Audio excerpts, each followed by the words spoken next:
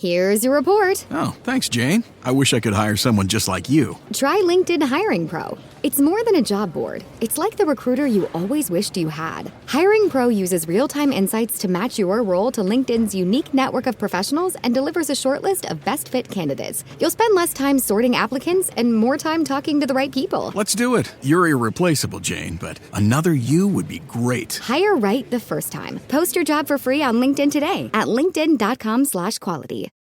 This episode is brought to you by Accenture. When your advertising operations fall out of sync, everything else follows.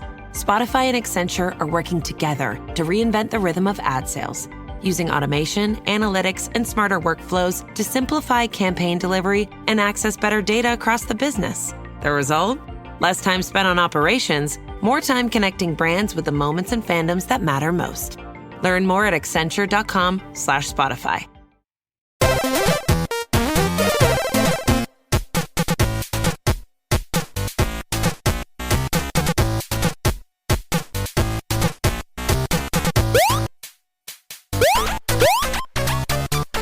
Hello, everyone. Welcome back to the Retro Gamers Podcast, your home for casual coffee table conversations about all things retro gaming. Anthony here, and as you can see, there is a full party here this week. A fellowship, if you will, minus 3 people because they already died along the way, but we're not going to bring them up because they were not important enough to stick around.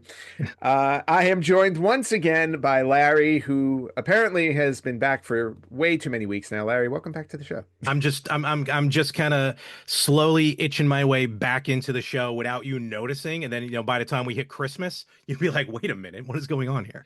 No, that's okay. I've already got the brick wall set up for you in August, so we're all set. So Larry is sticking around with us until the Long Island Retro Gaming Expo in August. August 7th through 9th, I believe the dates are. If they're not, you can correct me. August 7th, 8th, and 9th at the Cradle of Aviation in Uniondale, Long Island, New York. Get your tickets at liretro.com. There you go. And also joining us this week for this very special conversation, Chris and Dave from Two Middle-Aged Guys Trying to Work It All Out. Gentlemen, welcome back to the show. Thank you. Great to be here. And may I say, you have my axe. Yes. Gentlemen, how have you Speaking been? of going You haven't south been a little early. Yeah, I was just going to say, how have you guys been? It's been a while since you've been on the show. What have you been up to? We've been up to our usual shenanigans of talking about pop culture and video games and what have you on our podcast.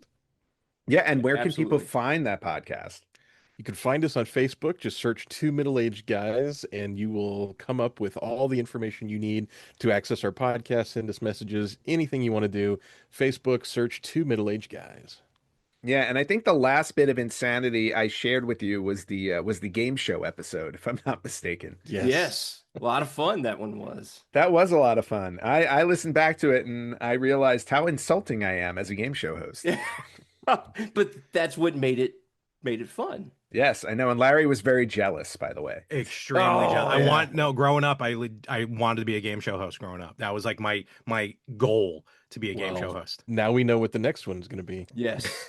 Yes, exactly. And then I met a will game show host, and he upset me very much. Yeah, the irony there. If you do that with Larry, I have to be a contestant. That's all I ask. Absolutely. Matolov. Because then I could be an actual insulting contestant, which would be great. The Matola thing. But the Retro Gamers Podcast, you can find us everywhere at Retro Gamers Podcast. You can watch us on Spotify and YouTube, listen to us wherever you listen to podcasts. We've been doing all kinds of stuff. There's subscription levels now if you want to support our podcast that way. There's merchandise you can buy. Just go to theretrogamers.com. There's a shop page there. All kinds of fun stuff going on. But before we get into our topic this week, which, like I said, is going to be probably it's a hot topic. It's a current topic, but it definitely affects retro gaming. Has anybody been playing anything retro lately that is notable? I know, Larry, you just finished another Zelda game. Well, I finished. And I finished talked about that last time, right? Skyward Sword. That's, as far as retro goes, that's about it. But funny enough, the game I'm playing now, I think, can actually get added into the conversation that we're going to have a little bit later on. But to put the cart before the horse, I've been playing The Adventures of Elliot, which is a new game, brand new game, but it has that Link to the Past gameplay feel to it. and it's on all the modern consoles, and I am recommending it to everybody to It play. looks great. I'm like 19 hours in. Actually, I beat the Wow. game, but I got the bad ending. Shocking. Yeah. But what happens is it actually has an ending that says, hey, we'll save you save it, you get an icon on your save thing, so you technically beat it, but it says go back, continue searching to find what you need, and then try again. So it actually it coerces it tells you to go and play the game, not from scratch, but to continue the game. I haven't been able to put it down. And I have till Nice. November 19th to put it down. So, And naturally, you got yourself a good physical copy of that, right? So it's up on I your shelf. do. It is a physical copy. I don't care what anyone says. I might have still had to download it and still put the card in the Switch too, but that is still, I can still sell that back if I want to. Yes, you can. We'll get into that in a little bit. And We'll get into that in a few minutes. Chris, what about you? Have you been playing anything? I think this counts as retro, but I've been replaying the Pixel remaster of Final Fantasy VI. So it's a very new nice. version, but it's the retro version. It's kind of a hodgepodge of game. I'll take I will take that as retro. I think that works. I think Excellent. that definitely works. What about you, Dave? A couple, not really retro, but in that style of The Messenger, which is a very good side scroller. Do you shoot him? Oh yes. Oh my goodness, I think I may have had just a brief. Wow, wow, Dave. I was like, where? No, I shot The Messenger. That's a great game though. It's a retro style, right? And then, boy, this is on the borderline. I've been playing Gun for the Xbox 360. I was wanting to play Red Dead, but I just couldn't. It's just so. Red Dead's a little bit of work, right? It can be, especially the second one. So I was like, well, I'll see what this is. And I got hooked in it. I was like, this is a lot of fun, kind of mindless and silly, but a good game. So yeah, not quite retro though. All right. Well, it's still good. I was actually going to mention I played something on the 360 for the first time a couple of days ago, and Chris will actually, it made me think of Chris because he had mentioned this on one of the episodes you guys were on not too long ago, and it was Portal 2.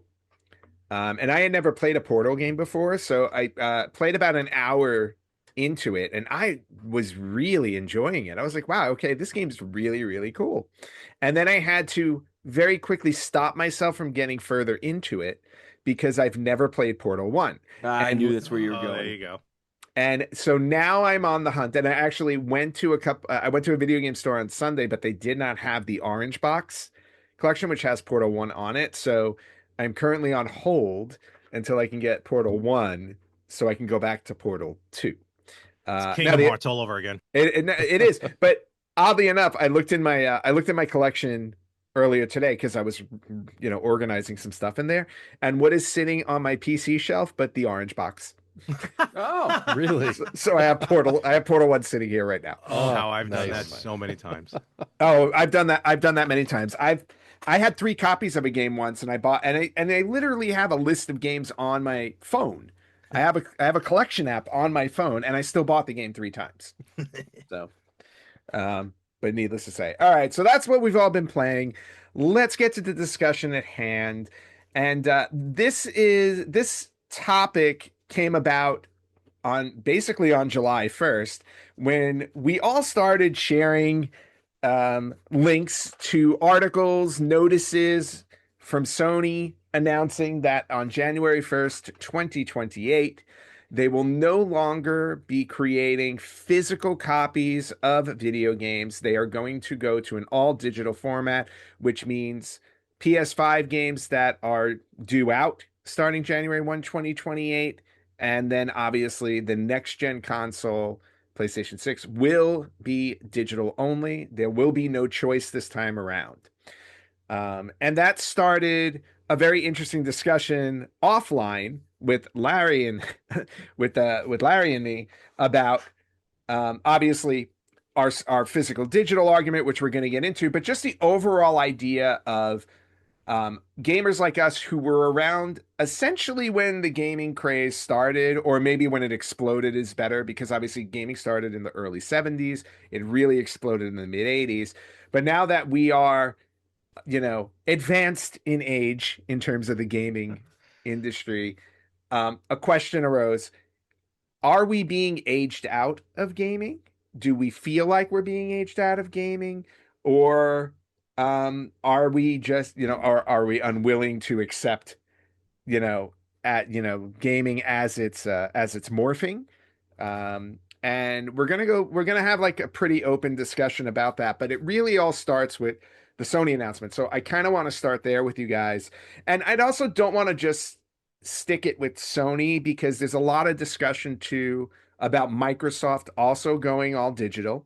Although there are rumors that they're trying to do this disc to digital transfer, at least for Xbox games and Xbox Series games. And Nintendo, who has already come out and announced that they will not be going all digital. They'll still be offering the key. What is it? A key card, right? Key card, hard key, Yep. something. Yep. Yeah, the little key card thing that has a download code on it, but it's still a physical item you can buy in the store. So, Larry, I'm going to start with you. Only because I somewhat have a sense that you may be standing alone on this side of the fence with everybody else on the call, but I could be wrong. Because Dave and Chris can be total wild cards here. But go. I'm sorry. And you've known me long enough. Yeah. Dave, Chris, you've known me now, enough. The hills I choose to die on are the ones that really people scratch their heads about. So I am, and I'm ready for this discussion. I know where all of you live, so I'm going to be comfortable. So in case anyone says anything wrong. With that being said, when this announcement came, and even before this announcement came out, for a while, I've been feeling like, did I hit that age?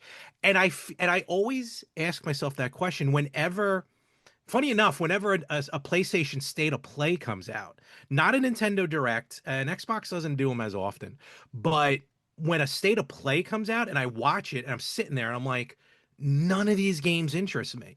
Yeah. And I'm not saying that they're bad. I'm just saying it's just I'm not gravitating towards them. So I've been feeling this for a little while. Now, as far as physical versus digital, it really was the backbone of the podcast for a long time when I was on it. My digital versus Anthony's physical. And I'll get into my reasons. And I think, longtime listeners already know those reasons. But I always assumed this was happening. This was going to happen with media, not just video games, but media, just as we move along in time, that it was going to become a digital age. I used to work in college. I worked in a bookstore, Barnes & Noble College Bookstore. And I worked there till 2007. So to put things into perspective. And like that last 2 years, we started playing around with renting text. It was a college bookstore, so it was mostly textbooks and everything. With renting textbooks for kids during the semester. But we just started doing ebooks or digital books, whatever they were called back then. And I saw the writing on the wall then. I'm like, this business, brick and mortar, is not going to last much longer because everyone's moving to digital books. Again, this was just books at the time. So I feel like with the digital craze, I feel like I'm kind of in the now I've been ready for digital, but I saw it coming and I kind of expected it, which is maybe why it's not hitting me as hard as well.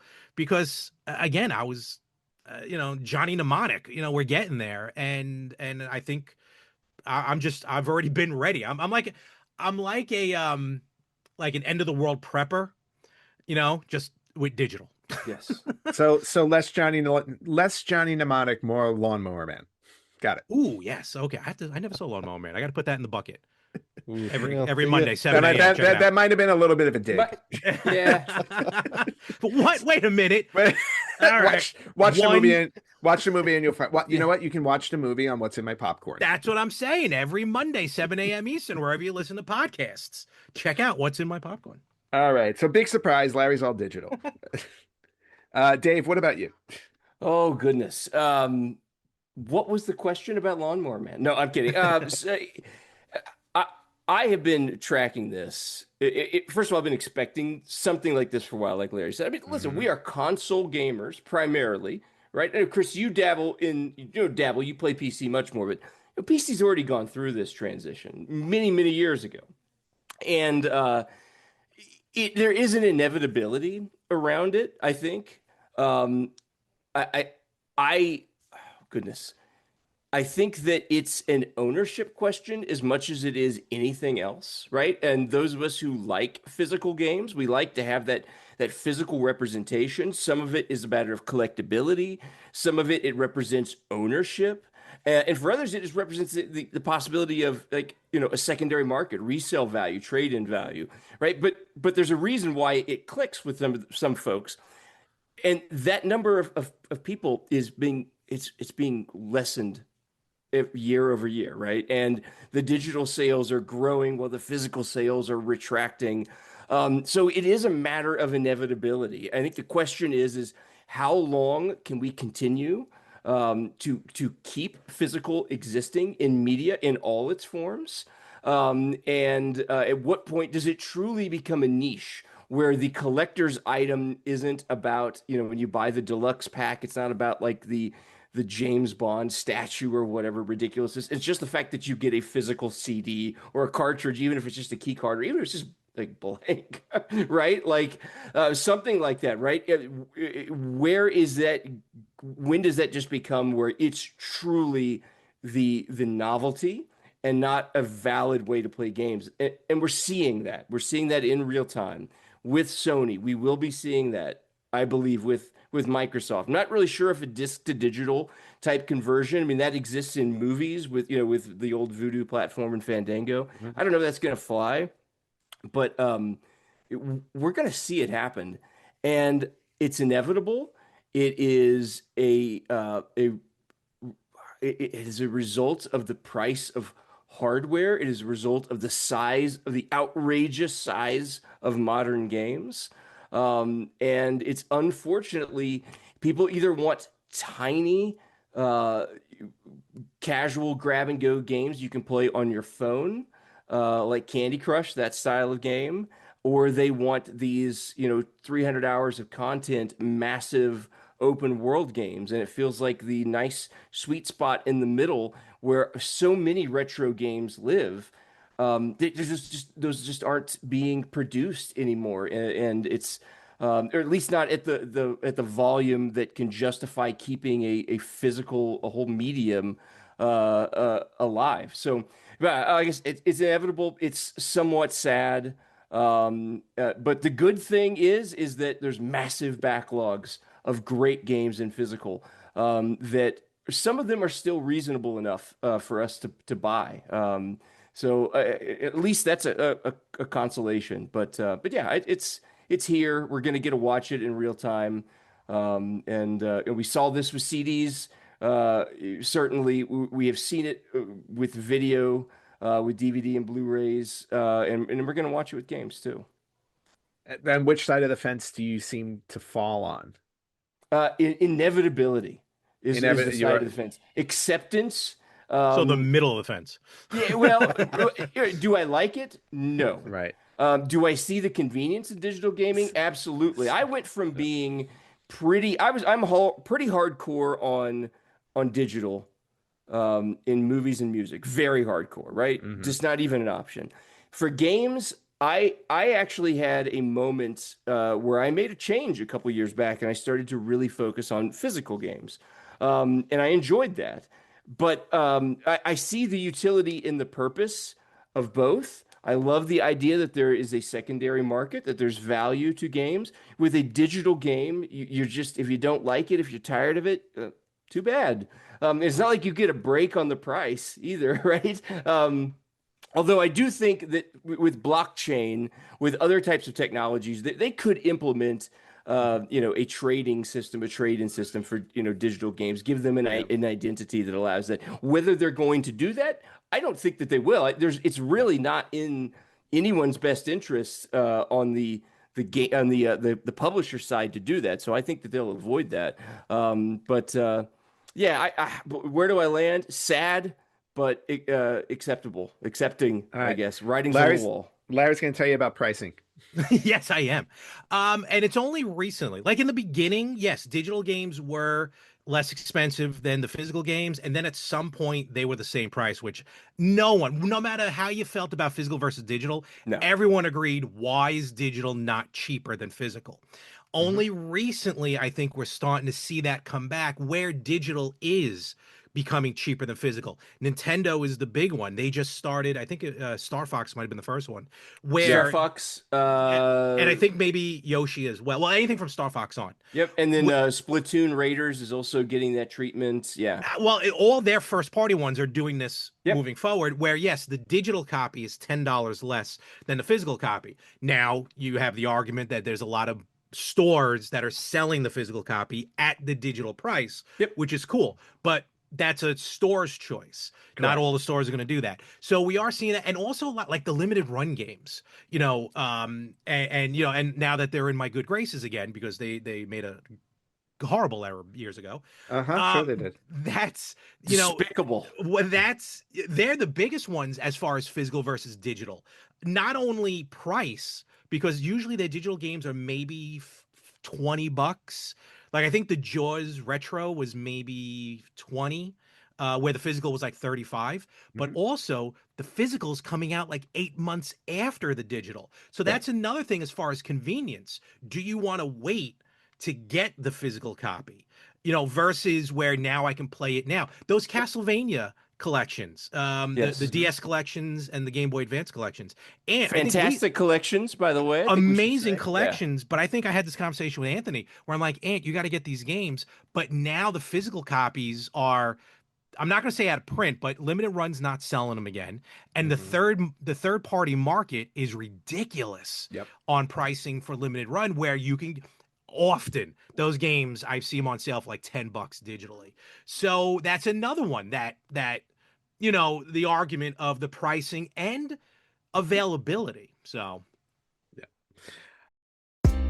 Ever wonder where Tropicana got its name? The tropics. And every time you enjoy a glass, you're not just drinking juice, you're taking a trip. Stepping into sunshine and embarking on a flavorful journey into the tropics where ripe fruit is crafted into wildly delicious juice. And the best part? No passport required. Tropicana. Give life some juice. If you've ever blasted synth beats from your boombox or burned CDs for your besties, this one's for you. As people get older, much like their music tastes, their health needs change. AG1 is the simple daily health drink designed to deliver over 75 essential daily nutrients and pre- and probiotics to support energy, digestion, and mood, so you can make the most out of every decade and dance break. Learn more at drinkag1.com. All right. Let's go to Chris. Chris, you've been quiet, obviously, because everybody else is talking a lot. It's true. I have been quiet, but also because I've been contemplating, because Larry's comment was very interesting to me, and it, in effect, kind of split this conversation into two different directions. And I'm going to use both of these directions to give you my answer as to where I fall on this, okay? The first thing that both Larry and Dave adjudicated and are absolutely correct on is the inevitability of this happening, right? Like, as a collector, I even saw the writing on the wall at the release of the PS5. I'm like, this is the last generation for physical games. I thought they'd wait for PS6 to do all digital, but they cut it during this generation. So okay, fine. Now, because Sony's done this, you better believe Microsoft is going to follow. And Nintendo saying, "Oh, we're not doing it," but their answer is the key card thing. I don't buy that. Like, to me, that is not physical enough, because what I cherish the most about physical is the fact that I can still use it if my internet goes down. And I know that everybody out there is saying, "Oh, well, my Steam library still works if my internet goes down." That's true for a limited amount of time. Like, if I was disconnected from the internet for 20 years, would my Steam library still be accessible? I'm not so sure about that. And I don't know that anyone has ever put that to the test. But what is even more interesting to me, and I think will surprise everyone on this call about what I'm about to say, is I accepted it. And to the point where if I buy a Switch 2, I made the decision that I'm just going to go all digital on the Switch 2 because I'm tired of dealing with it. Now, I said if I buy a Switch 2, and this is the second point Larry made, I don't have a reason to buy a Switch 2 yet. Like, there has not been a game released on that system that is compelling enough for me to shell out the money.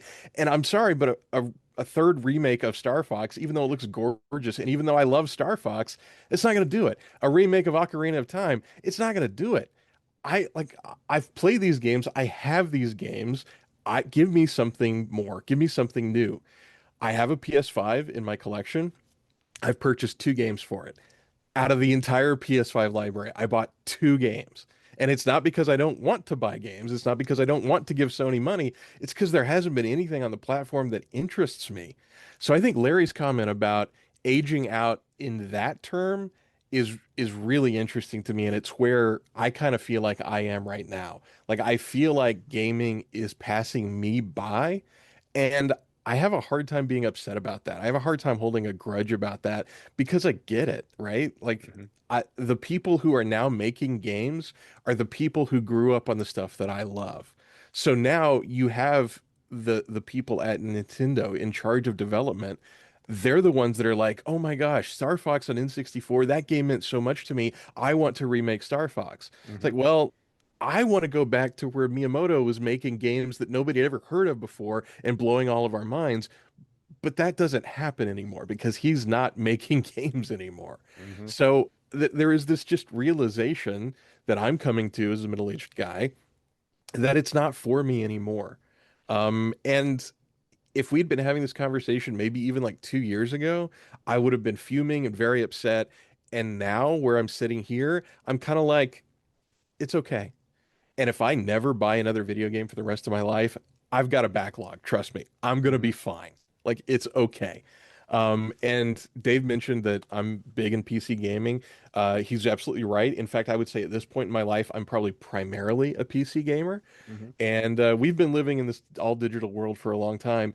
And I have to be honest, it hasn't hurt. Like, my biggest fears are losing access to things, and I haven't. And you could make an argument that Valve is maybe a little bit more trustworthy in that regard than a Sony or a Microsoft, or maybe even a Nintendo.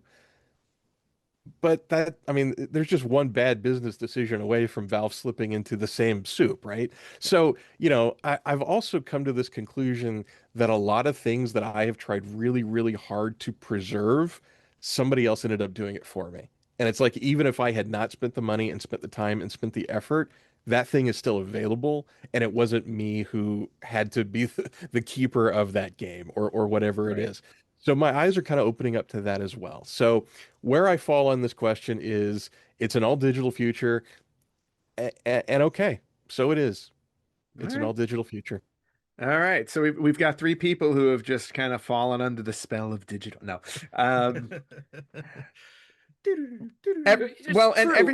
Can I address one point that sure that was made about the pricing point? Because I think that's sticking in people's craw, and it should, because for the most part, for years we were fleeced by having digital and physical prices that were roughly the same, particularly from the first parties. Particularly, the worst offender was Nintendo.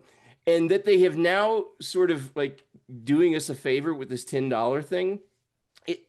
It's come about, though, after they raised the high bar on pricing to $80. So I feel like that this is almost like a sop to the gamers. Like, okay, we're going to start to create the difference in the pricing. But now they've got a new ceiling for their physical games, which is $80. Now, I haven't done that outside of Mario Kart, but they can, right? They have already primed the pump and gotten us as consumers ready. So I'm not giving them, and I know what you're doing, Larry. I get it, and I understand, and I understand why, but I don't give them that goodwill on that point, because I don't think that they're necessarily the good guys on this. They're probably the lesser of the evils on that, but I don't think they're necessarily the good guys here. And especially with the way they've treated people with things like preservation and emulation and that sort of thing, which is it's all tied into this. And so I'd love to talk more about that, but I don't know. I wanted to address that. I couldn't let that Yep. go by. Well, and just to rebut that a little bit, of all people, I'll be the one to rebut it just a little bit, is that this isn't Nintendo's first time around the block charging $80 for a game. No, Nintendo's been notorious in history for charging more for their games. If you go back to the Super Nintendo, if you go back to the N64, they sold games that were 70 or 80 or even or maybe third party and maybe not first party, or $90 games for those systems. So on that front, like, I do disagree with you in terms of them being like, still being the bad guys in that sense, because $80 wasn't out of range for them before. So I don't see it really as an out of range thing there. However, just offering any type of discount, that's the part where they're not acting like themselves. Nintendo is probably, out of everybody, Nintendo's the one who will never drop a price. Like, they're the ones that are the last ones to ever drop a price. So I will give them credit for kind of sort of being first on that front, even though everybody else is just saying goodbye to physical. So there's really no option for them to offer a lower price on physical. They're just doing away with it completely. But I just wanted to address that on the pricing thing. In terms of like my stance on all of this, I've always been a purist when it comes to physical gaming. That's always been my thing. But I've been playing digitally just like everybody else, because that's what's available. I play online all the time with my friends, multiplayer games and stuff like that. So it's not that, and I buy digital games all the time when they're on sale. So I'm not a stranger to digital. My preference is physical, and it will always be physical. And that's just from a pure ownership standpoint. It's like, I know that what I have in my physical collection will always be mine. There's no question about that.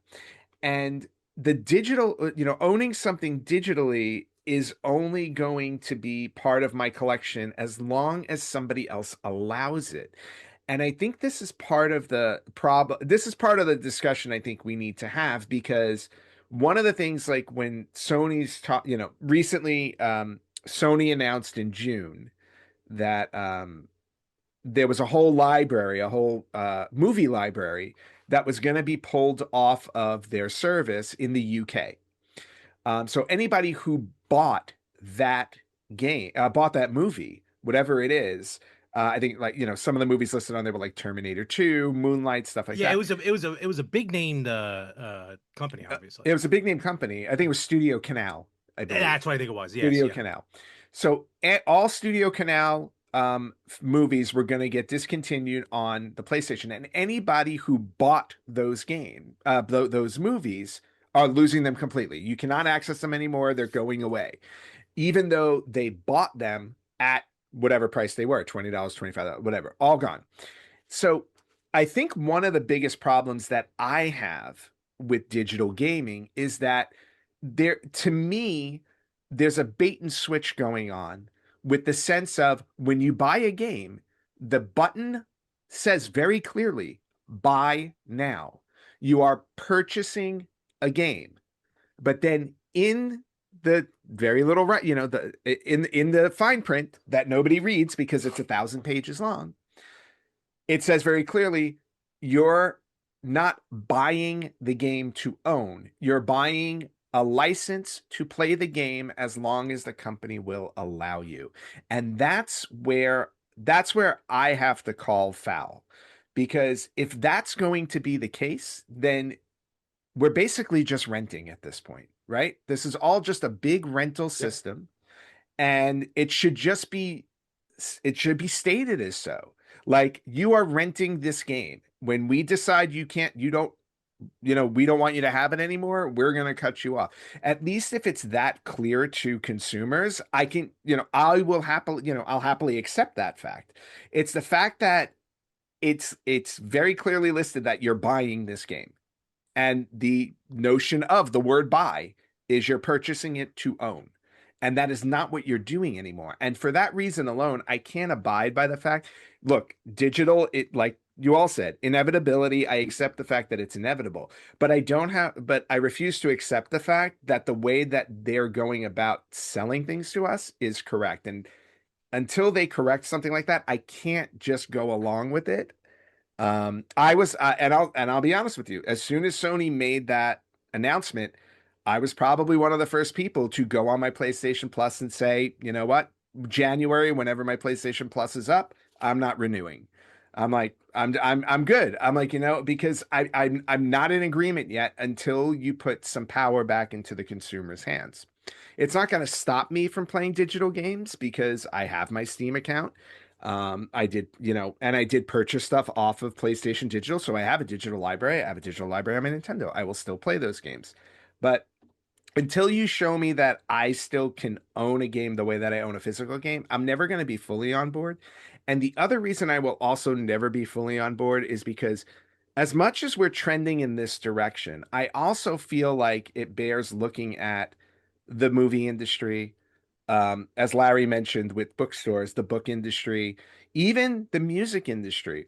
We're seeing something crop up now where younger generations, everybody was all gung ho on digital, but all of a sudden there's been a bit of a pullback on it. The way that vinyl has come back, the way that physical bookstores still exist, CDs are now making a comeback. Younger generations are walking away from their phones and going for like old school flip phone style phones because they don't want to be on screens all day, every day. The vinyl is a great example of this, right? Yeah. And it's an extreme example because it is so inconvenient. I mean, it is right. No, it is, right? No, you're right. It's terribly inconvenient. Yes. It is. I didn't like vinyl in the 80s. Right. But so I think what's happening, and let me finish my point. I think what's happening in society is that we've all been going, like a school of fish. We've all been swimming in the same direction because we all feel like it's inevitable.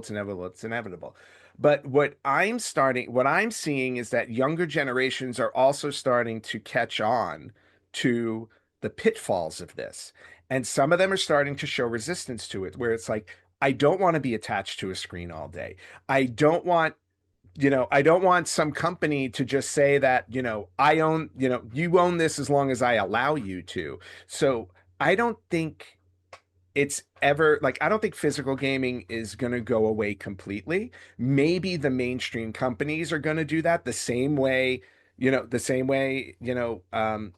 Amazon did it with books, or the same way that the music industry went digital. Like the major companies are all going to do that, but I think we're going to still continue to see third-party companies rising out and just saying we're going to fight to keep things physical because we believe that people should own what they buy. And it may not be the majority of stuff that we own, but I still think there's going to be a market for it. And I actually think that market is going to grow again over time because of the backlash people are going to, give the video game industry for going all digital. So in my mind, I will go physical every opportunity I get.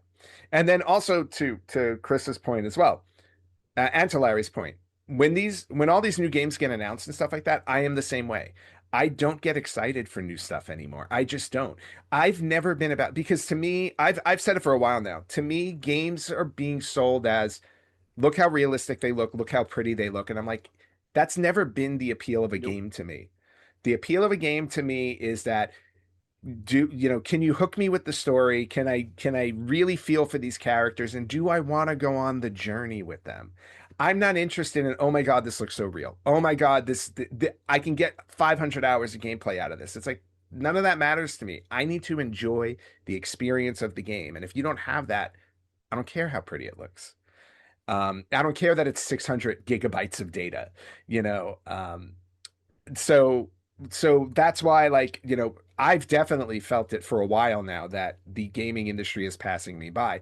And to your point, Chris, I'm perfectly okay with it because I have a huge backlog of games I haven't played, and I'm continuing to build that collection physically because I know that's where I'm going to wind up. I don't think I'm ever going to wind up moving perpetually forward. I'm not saying I'm going to stop completely. Wolverine is coming out in the fall, and I will be buying that for PlayStation 5. And it will be physical.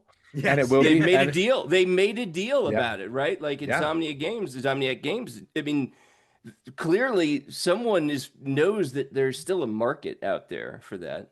You pointed out the younger generation. I know Larry had a point, but I just want to mention that if the younger generation wants to be able to have a physical representation of these games, they're going to have to start playing games that can be played digitally, or excuse me, physically, right? It's the so many of these games with the live services components, they demand that centralized presence of a server or servers or that cloud component, right? So, the type of games are skewing towards that, right? So if they do want to have something that can be played offline, that can be played, siloed out from the rest of the internet without having to, those systems need to be maintained. They're going to have to start enjoying those type of games and not necessarily the Fortnites of the world. Right. And that's a challenge too, right? The technology is lending itself, the gameplay styles. Everybody's trying to be the next Fortnite. It's making digital make sense for these companies. So it's something else to consider. Yeah, but that also lends into the whole concept too of the fact that, and again, this bleeds into society. The fact that like we've all now slowly, I don't want to say we've all been slowly conditioned this way, but society has also kind of gone the route of us kind of being in personal silos where it's like we don't have that human interaction in person anymore. And video games kind of went that way too, where it's like, I'll play a Fortnite with 100 other people in the game, right? And I can do that from the comfort of my home. And I can talk to them digitally. I can talk to people digitally on my PlayStation or on my Xbox when I'm gaming with them. There's been this push where it's like we haven't been interacting with people in person anymore. But along with what I was saying with the younger generation that are starting to have this resistance, I think it will become, again, an inevitability where they're going to walk away from those Fortnites and things like that because they want those in-person interactions. And I think from a video game standpoint too, by moving in that direction, I think it will open the door again to more individualization with gaming, where it's like, I don't need to play with 100 people. I can pop in a game that's a really good, fun experience on its own without 10 other people playing with me and talking to me about it.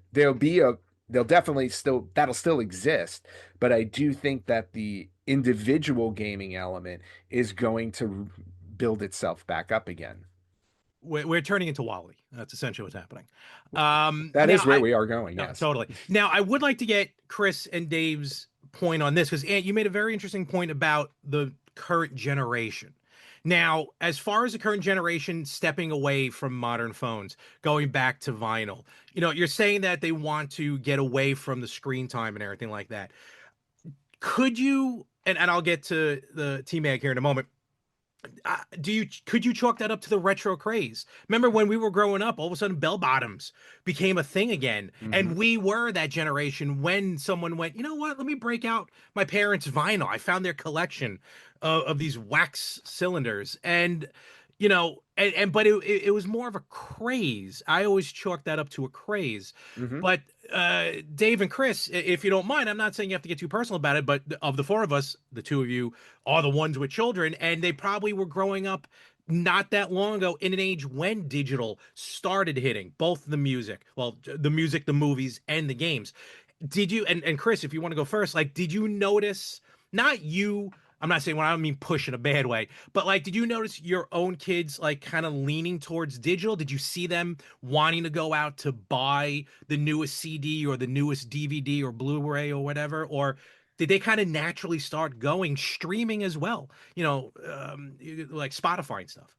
Yeah, there was actually a split. My oldest daughter has always kind of had a proclivity towards physical stuff. And to the point where, in high school, one of her birthday or Christmas presents was a record player, and she started buying vinyl, right? And still to this day, like that's one of her great pleasures is getting an album on vinyl, putting it on the record player, and it playing through the house.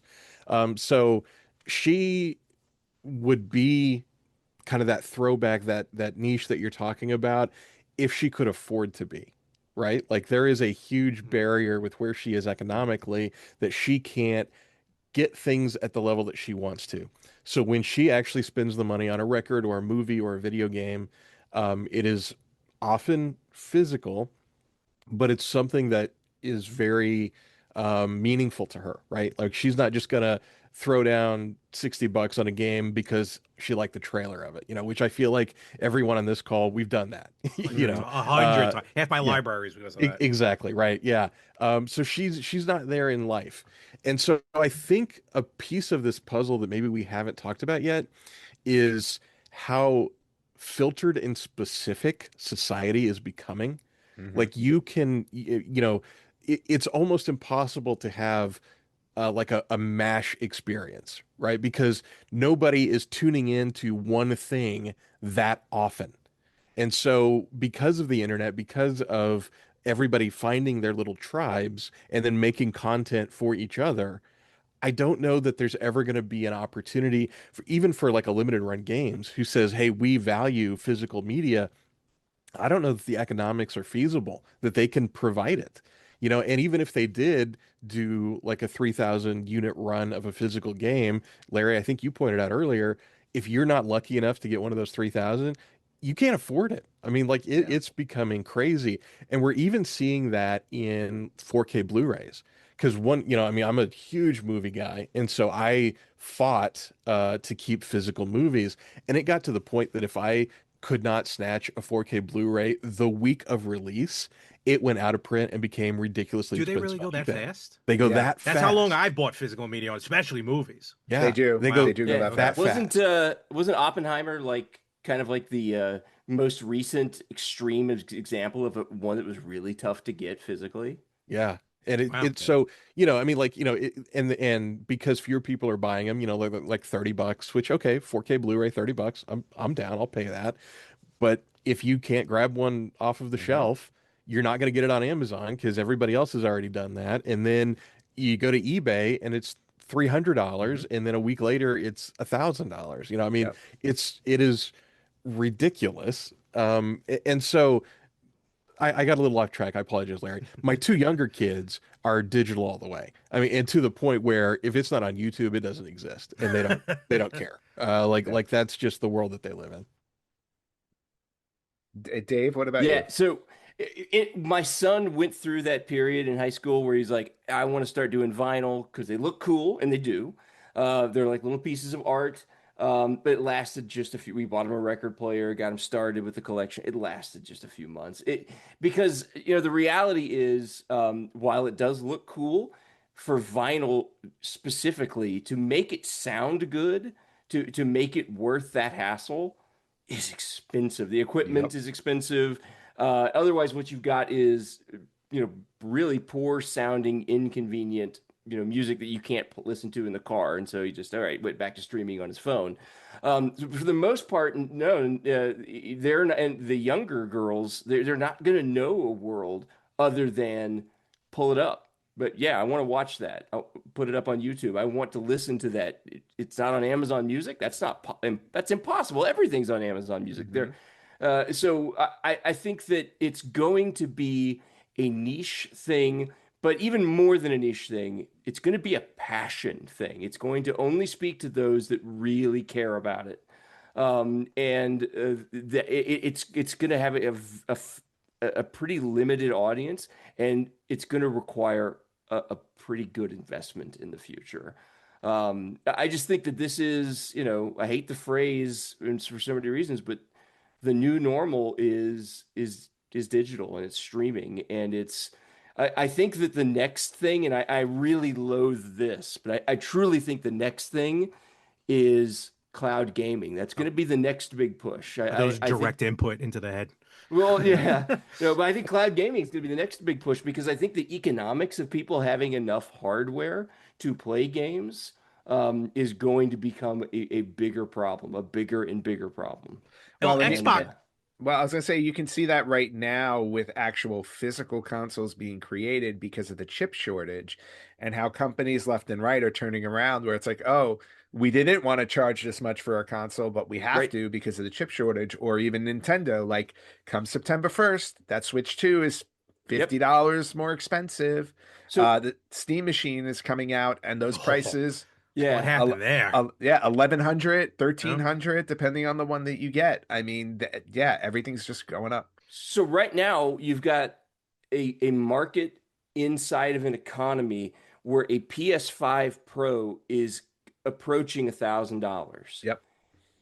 What is a PS6 going to cost? Right. And what can it do that would justify those costs? Well, I don't know, right? And yeah. so that's why it's like, okay, are they going to have to turn the model into a subscription model for inexpensive, lightweight hardware that is then, streaming everything and it's running everything on the cloud, right? Is that the future?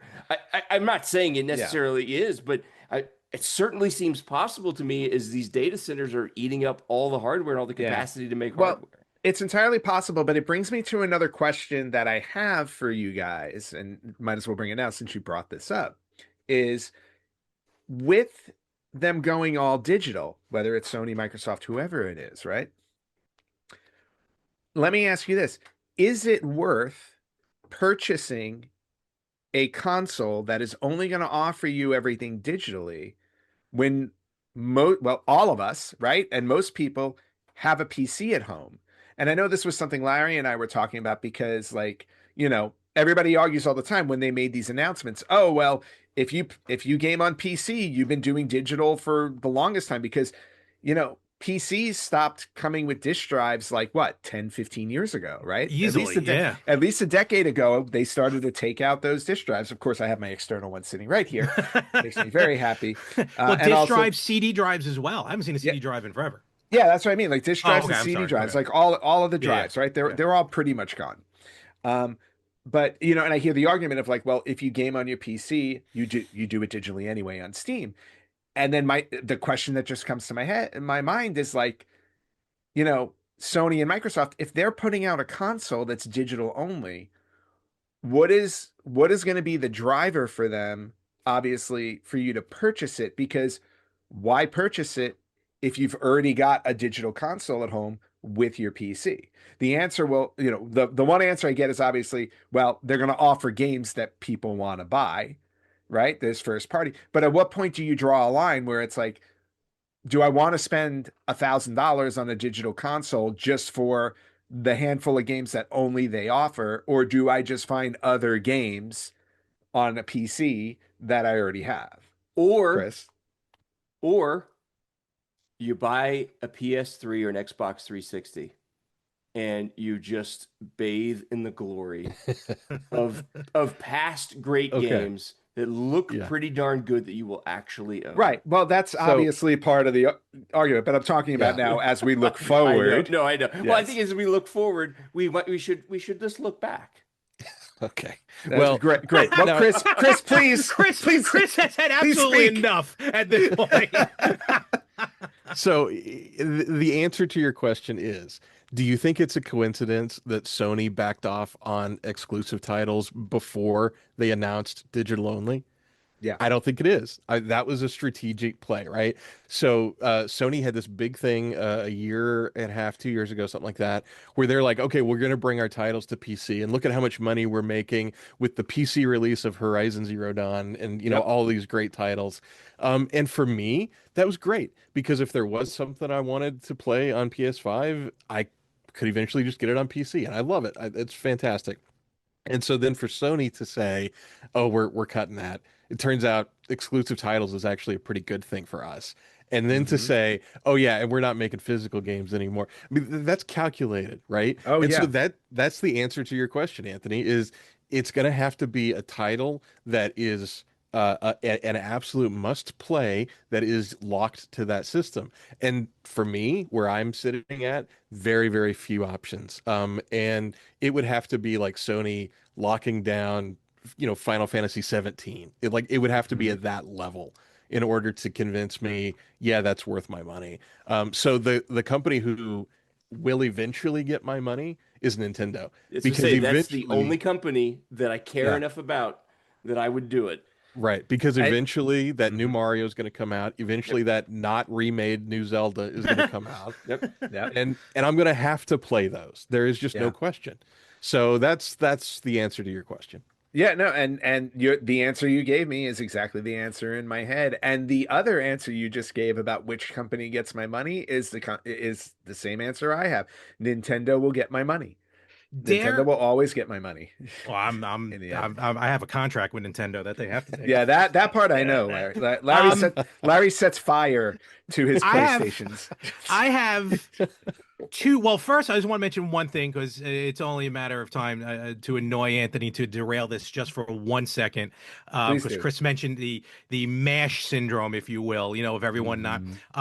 Did you know that song has words?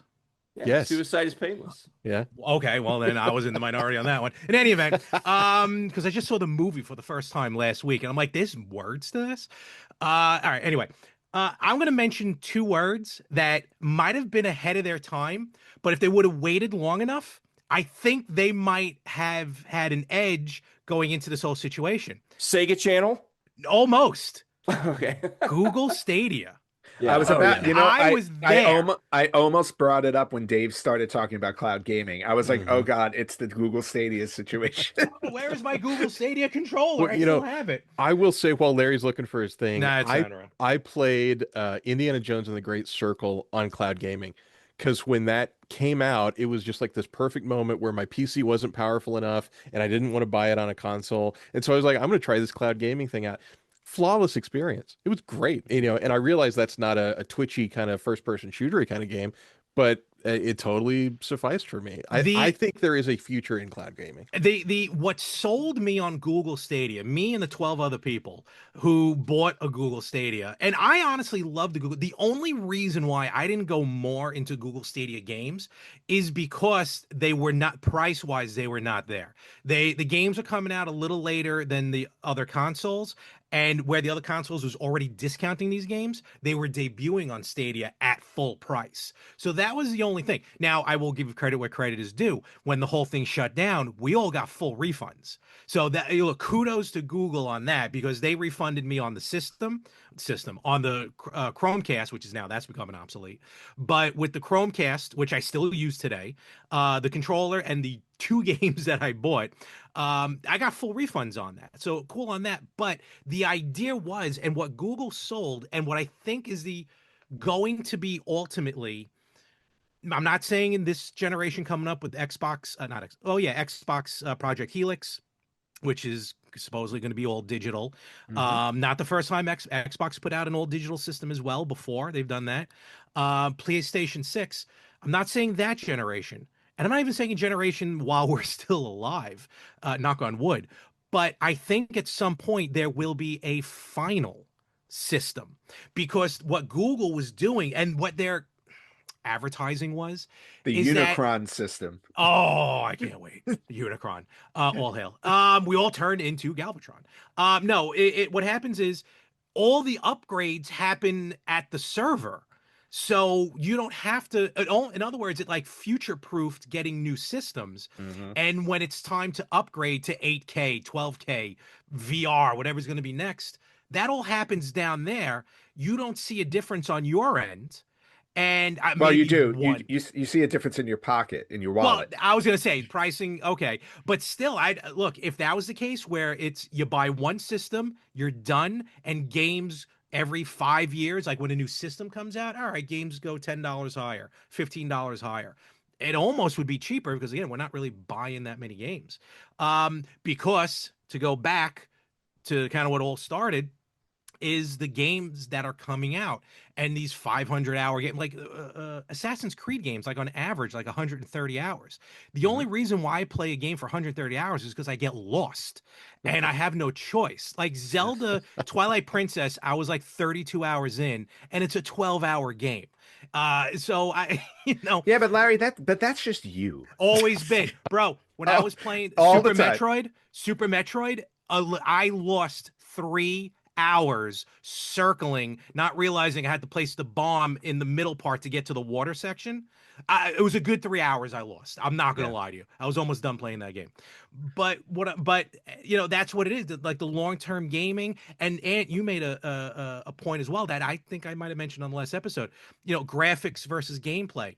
I'm all into look, Adventures of Elliot, like I said, looks gorgeous. But what sold me is the gameplay. And the gameplay feels like Legend of Zelda: Link to the Past.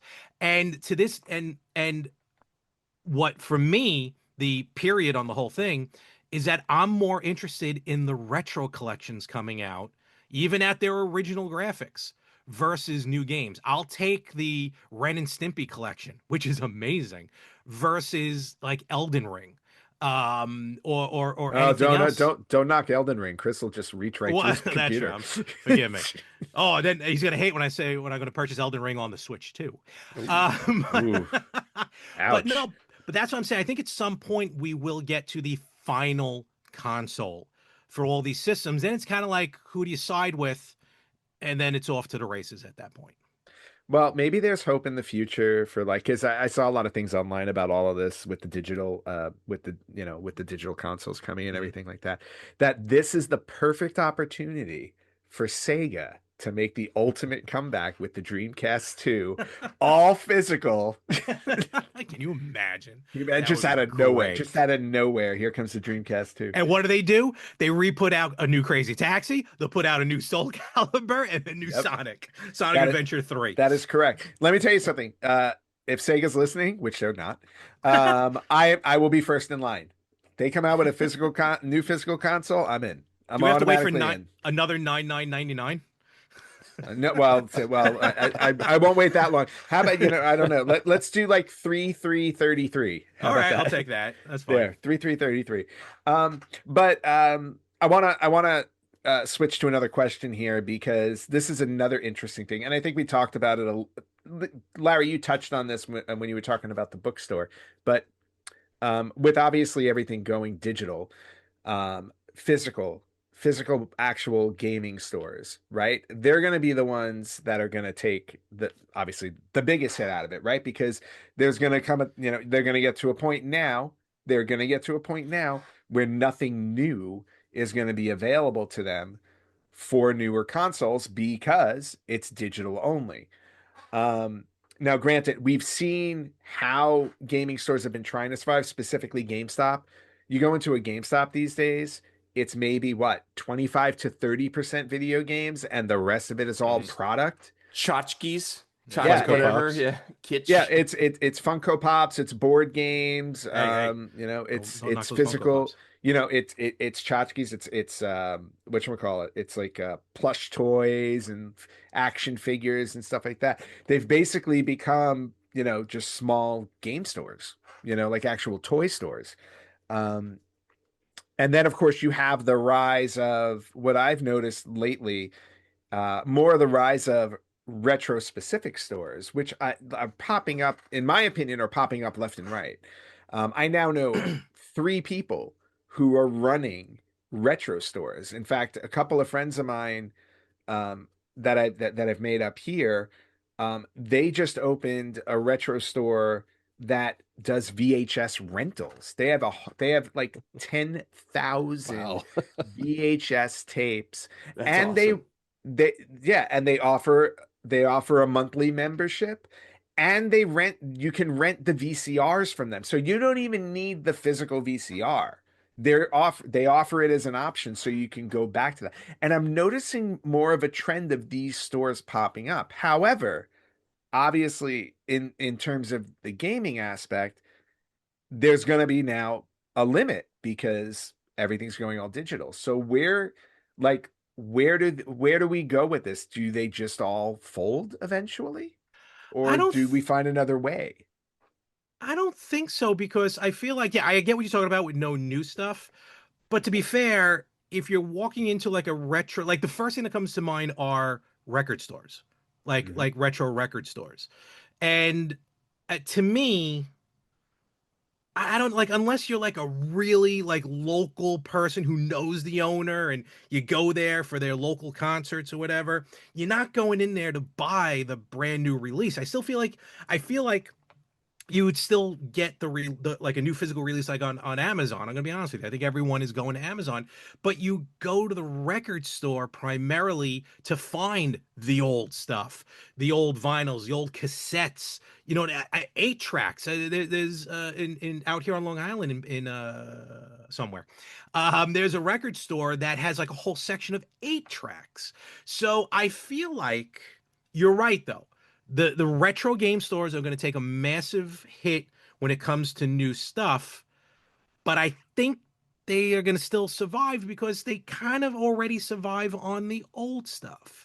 And I think even moving on, and you know what? I know this is going to sound morbid, but this is going to be me. And I know it, I look forward to the hate mail you send Anthony that he'll forward to me about this.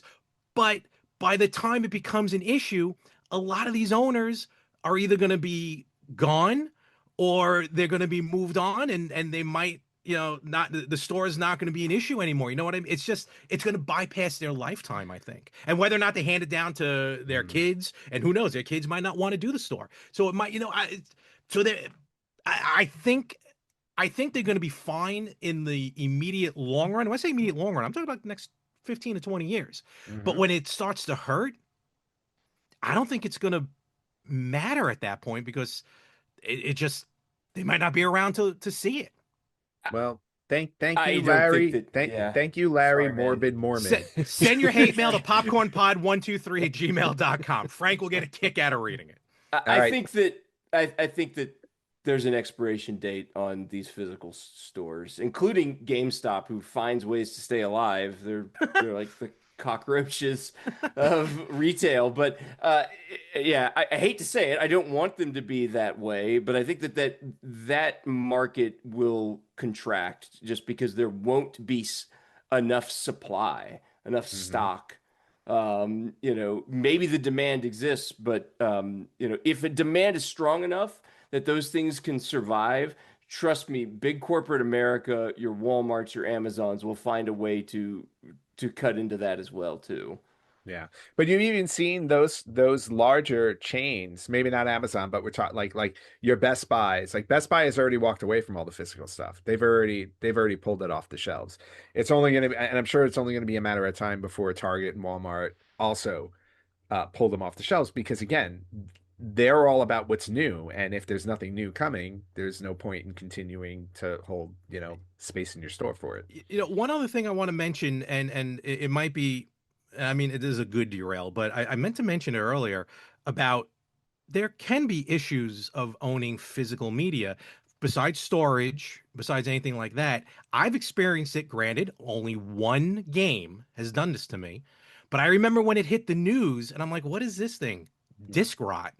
These physical games may not necessarily last the test of time, which is why Anthony has a Polymega, which is why I invested in the analogs. I'll say invest, stupidly spent money on the analogs. And Dave, I remember, I think I gave you my my Atari, the Retron 77. 77, yeah. Yeah, so I've got that. like, in other words, like future-proofing that, but the carts and the discs themselves, it was a Xbox game I had. It wouldn't run, it wouldn't play. And I turned it over, and it literally started, like, it was almost black. The edges were black. And I vividly remember watching the news when them talking about this thing called disc rot. And I'm like, that's just a selling point of some sort. But it might be very few and far between, but it's there. I don't know if anyone else has ever experienced it, maybe, or happened to look into it, just bored one day. I don't know. I'm sure definitely researched it, but I'm sure there's a game in my collection somewhere that's suffering from disc rot because, obviously having a large collection, that, the odds are great, right? That the odds one are of them, always in your favor. No, the odds are not in your. When it comes to time, the odds are not in our favor at all. So. What, you have to describe? I might. It was Taito Legends on Xbox. Such a good game too. I was hoping it was Spice World. Oh, my 5 pop vinyl Spice Girls just came in today, and I'm trying to find a place to put them because they will be cherished forever. And I The got my trash spice- is the right place to put How them. dare you? Posh will always take center stage. No, actually, it wasn't this game. Maybe it was a Capcom game. But in any event, I did see it, and it is a thing. All right, fine. One disc out of Right. And that's the over other thing too. It's 200, like but how still. it's about the number. Chris, do you want to weigh in on the physical store aspect? Yeah, I do, because there's one aspect that I think we need to bring up, which is geography. These stores where Dave and I live, they're going to disappear a heck of a lot faster than they are in New York or Los Yep. Angeles or anything like that. True. So that's a problem that we're going to face a lot sooner, just because it's already a niche. And then by limiting what they can sell and what new stock they can get, that kind of thing, you're just shrinking it further and further and further. The stores that are creative, they're clever, that kind of have the will to fight through it, they will survive. There'll always be a gaming store somewhere on the planet, but it will decrease. It has to. There's no way around that. Well, to me, GameStop, as much as I don't want to admit it, but since they are essentially in my opinion, the sole chain survivor when it comes to video games, they're the Barnes and Noble of the video game industry. Because when all the bookstores came and went, when your Walden Books and your B. Daltons and your Borders, like they were here and they were gone, Barnes and Noble found a way to keep reinventing themselves to survive, to the point where when you talk about bookstores now, you only talk about Barnes and Noble because they are the only really big physical bookstore chain left. And GameStop is doing their best to try and hold on and be the only video game store chain. Granted, we all laugh at GameStop and make fun of them because of their business practices, and they're still not great, but they have somehow found a way to survive, whereas other stores have just all gone under.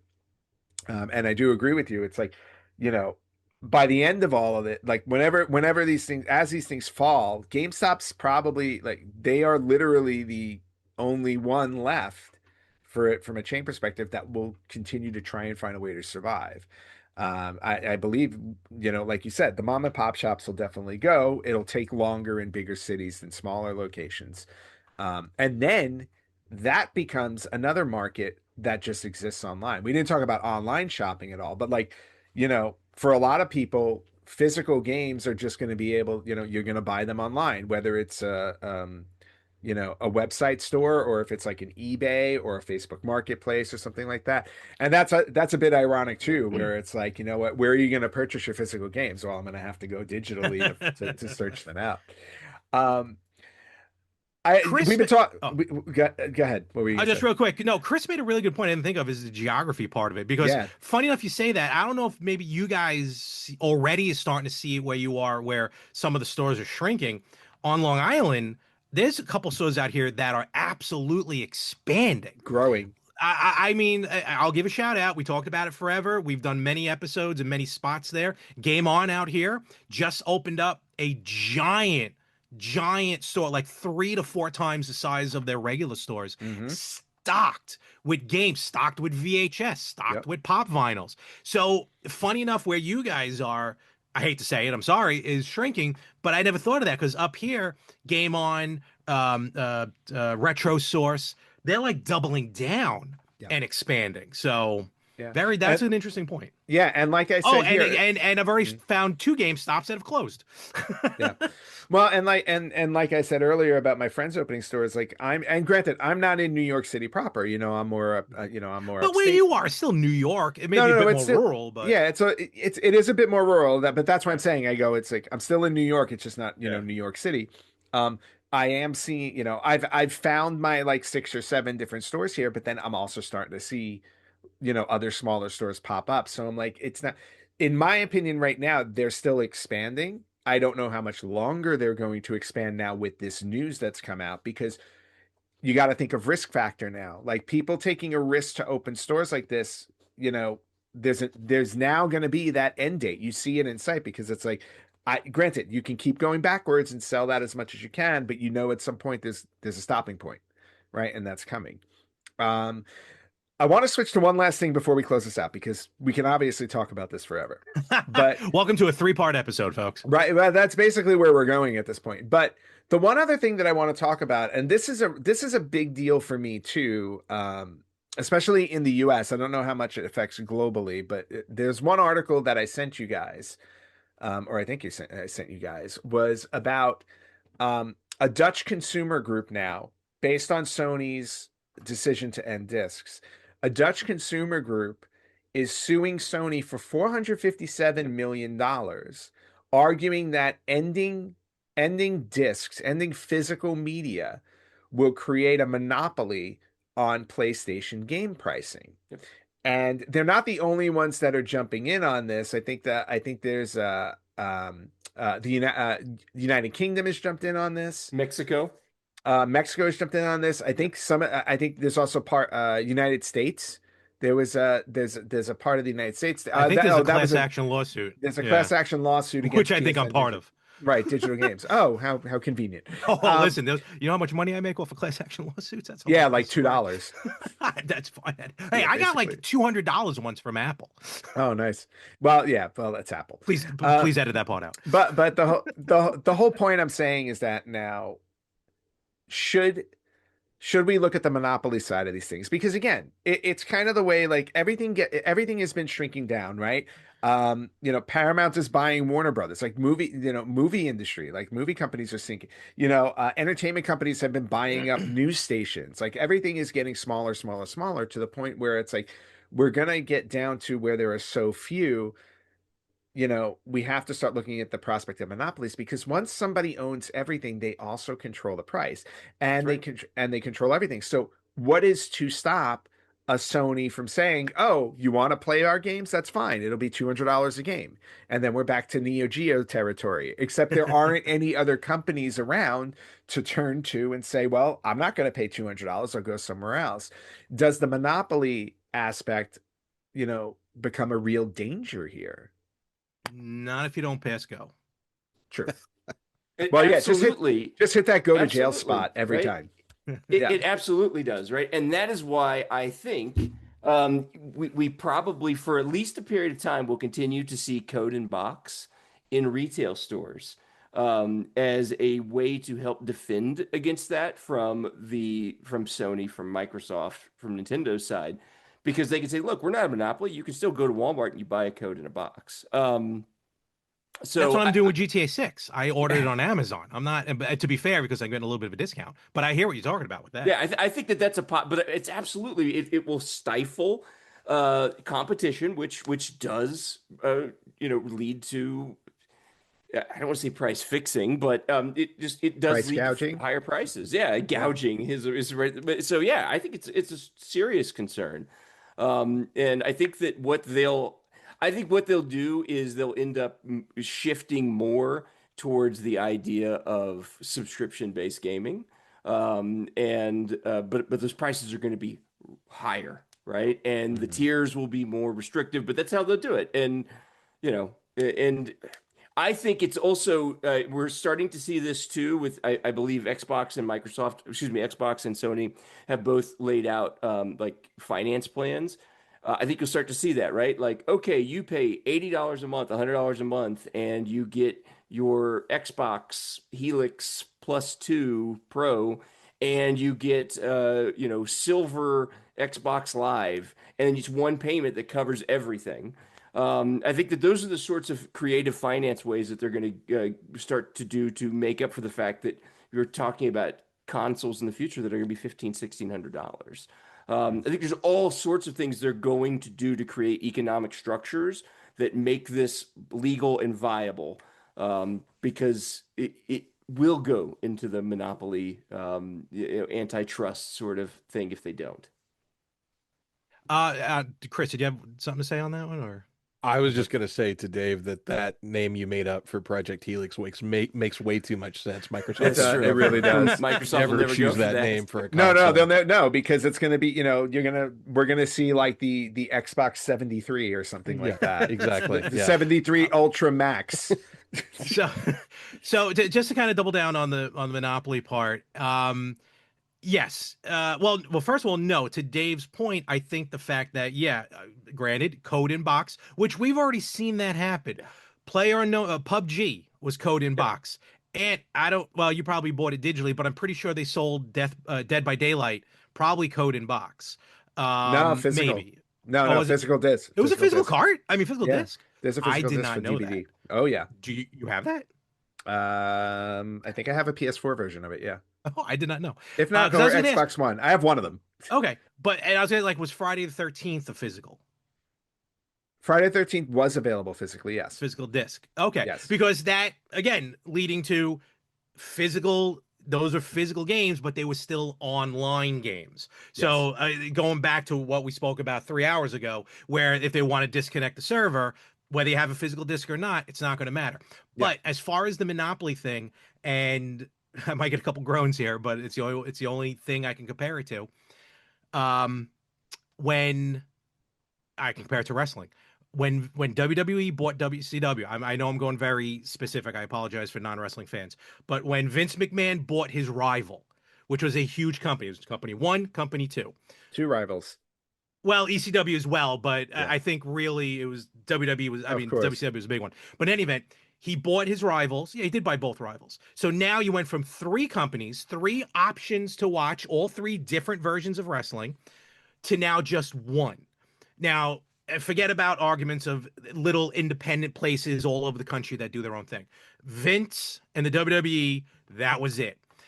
You can say it was monopoly, it never was in court or whatever, but what I'm getting at is this: the fact that he was the only game in town, that's what led to, now for the wrestling fans out there, that's what led to TNA.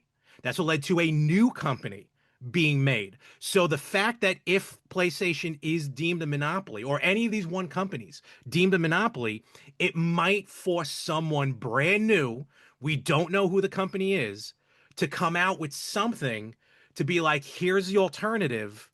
And guess what? Now we can play physical. Now we can play digital, but it's affordable. You know what I mean? So even with a Sega monopoly, Dreamcast 2. Yes. that's what it's all about. You know, It's all keep about Sega unplugged. Dreamcast 2. No internet connection, no Wi-Fi, no nothing. Typing of the Dead 7. Let's go. But again, so just Well, because there's the more- Evercade is a good example for that. Actually, Evercade's a very good example for that. And Evercade is now, I don't know if you caught, I follow them on YouTube. And Evercade, for those who don't know about it, it's a great little system that is all physical. They pride themselves on physical, and they get some great contracts with great companies and games that individually will cost thousands of dollars that you get on a cart with 19 other games for $20. I totally forgot about Evercade. So so there's your total nonstop action. You know, there's your TNA is the Evercade.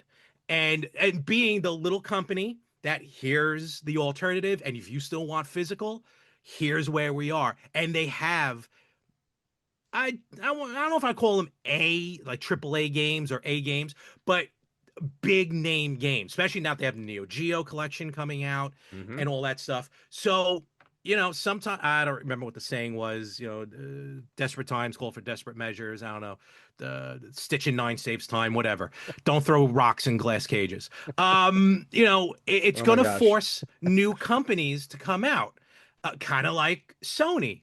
When Sony was, you know, the bride left at the altar going, whoa, who you going with? Wait a minute now with Nintendo. And then they're like, all right, see ya. We're going to make our own system. And now, because of that, here's where we are. I was talking just about to PlayStation. say, so basically this is all Nintendo's fault. Nintendo created the monster. Nintendo's in the circle, folks. Nintendo's in the circle. So, You know, yeah. just real quick, I want to throw out that Larry makes a good point. In the only thing I'm 100% certain of is in 10 years, when we listen to this again, we will all sound like idiots. Like, Yes. everything will there's have no changed question. so much that This is true. yeah. So anyway.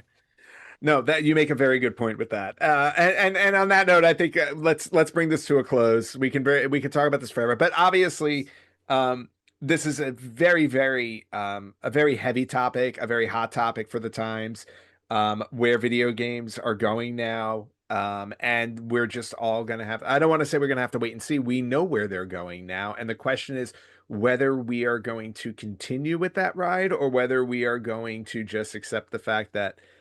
We have been aged out of gaming as it is coming tomorrow. For all of you guys out there who are watching and listening to this very long diatribe from all four of us on it, we would definitely love to hear your thoughts on it. Is gaming aging you out, or are you kind of along for the ride? Are you going to ride that wave until the end of time? Please drop us a comment here on Spotify, on YouTube, or wherever you're listening or watching this podcast. Obviously, you can find us everywhere at Retro Gamers Podcast. Chris, Dave, Larry, I can't thank you enough for joining me for this conversation. I was really looking forward to it, and it definitely lived up to the hype, especially since we're all in that same age bracket. So I thank you guys for that. And just one more time, Dave and Chris, where can they find you? Go to social media, go to YouTube or Facebook. Just go to those two places, not all of social media. Search for twomiddleageguys.com, TWO middle-aged guys. Don't add the .com on the end there. Just two middle-aged guys, TWO or the numeral 2, and you will find our presence on YouTube and on Facebook. Check us out. We cover video games, but a lot of other stuff. So we are big fans of the Retro Gamers and always appreciated to be here with Anthony and his past and occasional co-host now. So love to be a part of this. All right. And Larry, where can they find you? You can find myself and a good friend of ours, Frank Messina, on What's in My Popcorn. Each week we pull a movie from the popcorn bucket from our collections. It might be a gem, it might be a dud to one, but the other loves it. And then we watch the movie separately, and then we reconvene to talk about the movie. What's in My Popcorn? You can listen to any of your podcast platforms. We drop every Monday at 7 a.m. Eastern. And if you want to recommend a movie, you can email us, popcornpod123@gmail.com. Yep. And then for our other sister stations here at the Retro Gamers Podcast, because now we have two other sister stations. Larry and I do Rewriting Wrestling History on YouTube, where we take popular matches and pay-per-views from wrestling's past, and we rerun them through video game engines and commentate all along the way, talking about our memories as wrestling fans, and obviously talking about the specific events that we're commentating. You can find us on YouTube at Rewriting Wrestling History. And if you want to hear the top stories for retro game news every week now, you can check us out on YouTube at Retro Video Game News, where a weekly episode goes up every Sunday evening covering the top stories from retro gaming news from the week prior. For those of you who are subscribers, also, as if you haven't heard us enough on this episode, for subscribers out there, you can head over to our bonus level for this episode, where we're actually going to talk about, we're going to get more specific now on the bonus level and talk about video game franchises that we have aged out of and ones that we will never age out of. So it is related to the conversation we've had here today. So we'll see you guys on that one if you are a subscriber. But for everybody else, we will catch you next time on the Retro Gamers Podcast.